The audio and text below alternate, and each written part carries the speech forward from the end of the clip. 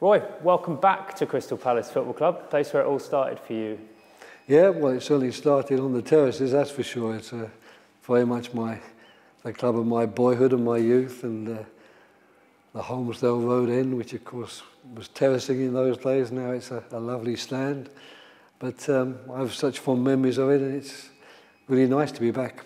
Did you always think or hope that one day you'd end up managing here? Well, certainly when I was on the terraces there, I had dreams of playing for the team, and I suppose when I became a coach later on, coaching the team. But a lot's happened in between times, but it's in some ways very rewarding to find myself here now at a difficult time, of course, but at a club that I've always loved and admired, and a club which I think has got huge potential and represents so many people. You know, we are the South London club, and we have an enormously large fan base.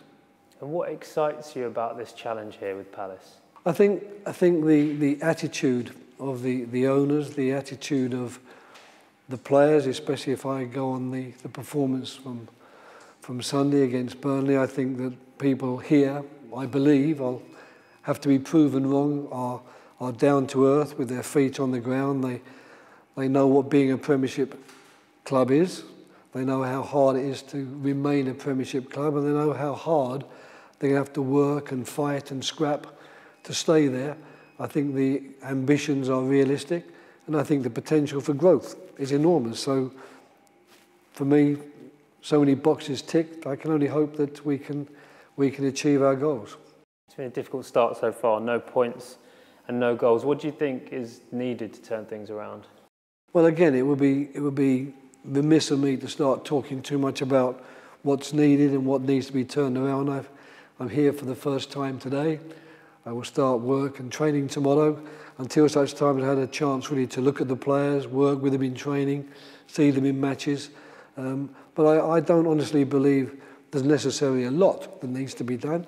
You can always get off to a bad start. No one is shielded from that. And what we've got to remember, I think, is that our fate will be decided after 38 games, not 4 games. And we've got to work very hard in each game now to try and get back on track. But I'm pretty sure that my attitude and what I think will be shared by the players. I know it's shared by the hierarchy of the club. And it will be my job to make certain the players understand what we want from them. You've had a lot of success all over the world. More recently in the Premier League, the spells at Fulham and West Brom. Is it a similar situation here with Palace, similar sized club? I hope so, because those two clubs were really fantastic in every respect for me. I mean, the players were a real joy to work with. They really shared my beliefs and my attitudes towards football and towards becoming a successful team. The club ownership and leadership in both of those clubs was really good, very supportive. And I think that both clubs were family-type clubs in the sense that the players had a sense of family, a sense of belonging. And from what I've heard about Crystal Palace, and which I'm sure is going to be proved to be the case, that's what exists here as well. So I'm very excited also to be back in club football. It's a long while since I enjoyed the day-to-day training, and back really where I most like to be, that is on the training field. And we've got some good attacking players to work with, a couple of whom you gave England debuts to. Does that give you confidence that the team can get scoring again?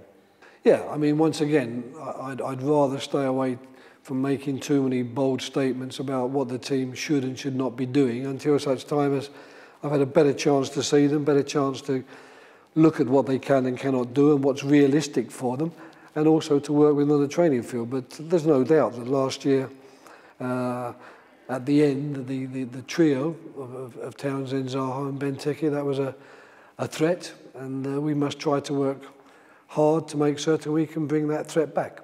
You brought Ray Lewington with you to the club. He's been here before in the 90s, had a long spell on the coaching staff. How do you two work as a partnership?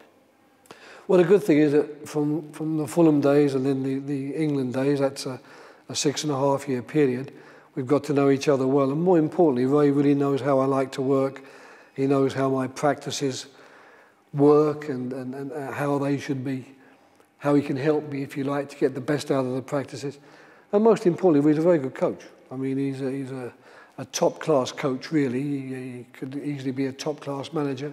and he's somebody that I trust, someone I know the players will like, and someone, of course, who is unbelievably diligent and honest, and someone who cares for the club. So I think he was the ideal person. I was delighted when he said he would join me. And finally, it's been 41 years in football management for you now. What motivates you to carry on managing?